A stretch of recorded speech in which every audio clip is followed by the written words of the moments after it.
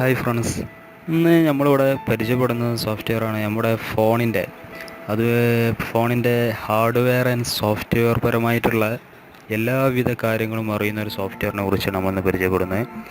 നമ്മുടെ സെറ്റിങ്സിലൂടെ നമ്മുടെ about details എടുത്തു കഴിഞ്ഞാൽ തന്നെ നമ്മുടെ ഫോണിൻ്റെ പേര്, അതുപോലെ തന്നെ ഫോണിൻ്റെ വെർഷന്, പിന്നെ അതുപോലെയുള്ള കാര്യങ്ങൾ മാത്രമേ അറിയൂ. പക്ഷേ ഈ സോഫ്റ്റ്വെയർ വെച്ചിട്ട് നമ്മുടെ റാം, അതുപോലെ തന്നെ പ്രോസസ്സർ, മെയിനായിട്ട് പ്രോസസ്സർ ഏതാണ്, അതുപോലെ തന്നെ അതിൻ്റെ CPU, ക്ലോക്ക് സ്പീഡ് എന്ന് തുടങ്ങി ഇതിൻ്റെ ഹാർഡ്വെയർ ആൻഡ് സോഫ്റ്റ്വെയറിൻ്റെ മുഴുവൻ കാര്യങ്ങളും അറിയാൻ കഴിയും. നമ്മുടെ ഫോൺ റൂട്ടാണോ റൂട്ടല്ലേ എന്ന് വരെ ഈ സോഫ്റ്റ്വെയർ ഉപയോഗിച്ച് നമുക്ക് അറിയാൻ കഴിയും. അതിനെക്കുറിച്ച് നമുക്ക് തുടങ്ങാം.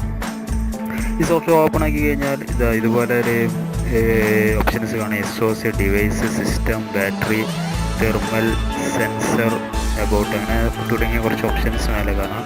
അതിൽ നമ്മൾ SOC എന്നുള്ള ഇതെടുത്ത് കഴിഞ്ഞാൽ തന്നെ നമുക്ക് ഇതിൻ്റെ മെയിനായിട്ടുള്ള കമ്പോണൻസ് അറിയാം.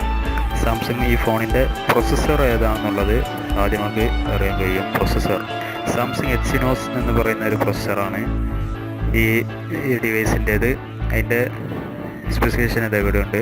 പിന്നെ അതിൻ്റെ കോറസ് എന്ന് പറയുന്നതിൻ്റെ നമ്പർ, ഈ ഫോണിൻ്റെ ആർക്കിടെക്ചർ, റിവിഷൻ, ഇതിൻ്റെ പ്രോസസ്സ്, അതുപോലെ തന്നെ ഇതിൻ്റെ ക്ലോക്ക് സ്പീഡ് എത്രയാണെന്നുള്ളത് അറിയാൻ കഴിയും.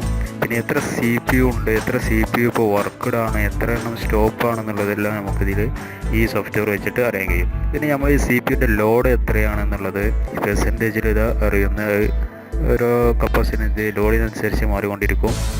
അതുപോലെ തന്നെ ഇതിൻ്റെ GPU vendor, GPU clock speed എന്നീ കാര്യങ്ങളെല്ലാം ഈ ഫസ്റ്റ് SOC എന്ന ഓപ്ഷൻ കൂടെ നമുക്ക് അറിയാൻ കഴിയും. അടുത്ത നെക്സ്റ്റാണ് ഡിവൈസ്. നമ്മുടെ ഈ ഫോണിൻ്റെ ഓരോരോ സ്പെസിഫിക്കേഷനാണ്. മോഡൽ നമ്മുടെ സെറ്റിങ്സിലൂടെ പോയി തന്നെ നമുക്ക് മോഡൽ ഏതാണെന്നൊക്കെ അറിയാൻ കഴിയും.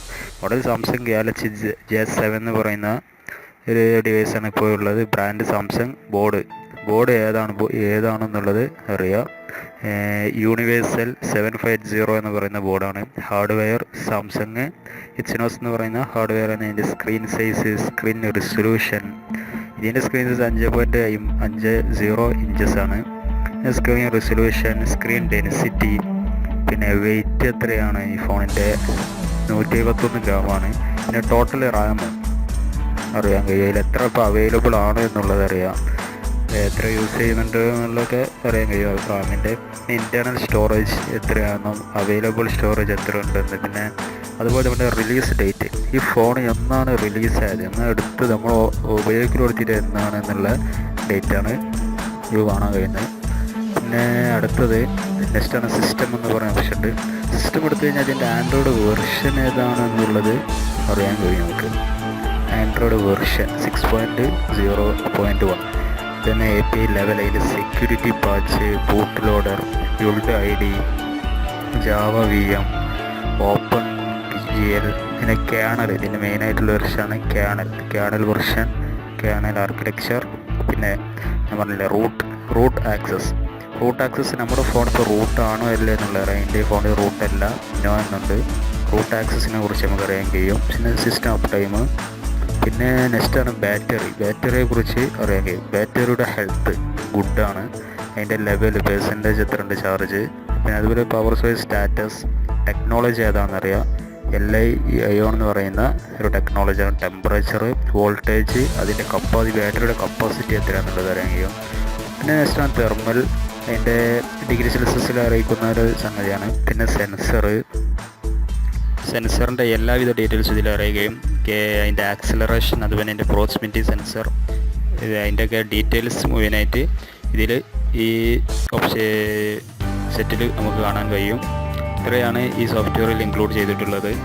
അപ്പോൾ ഇനി നിങ്ങളുടെ ഫോണിൻ്റെ hardware and software components check ചെയ്യണമെന്നുണ്ടെങ്കിൽ നിങ്ങൾക്ക് ഈ സോഫ്റ്റ്വെയർ ഡൗൺലോഡ് ചെയ്യാവുന്നതാണ്. ഈ വീഡിയോയുടെ ഡിസ്ക്രിപ്ഷനിൽ ഇതിൻ്റെ ലിങ്ക് കൊടുത്തിട്ടുണ്ട്. ആ ലിങ്കിൽ ക്ലിക്ക് ചെയ്തിട്ട് ഡൗൺലോഡ് ചെയ്യാവുന്നതാണ്. അപ്പോൾ ചെയ്തിട്ട് നിങ്ങളുടെ ഡിവൈസ് ഒന്ന് ചെക്ക് ചെയ്ത് നോക്കും. Thank you.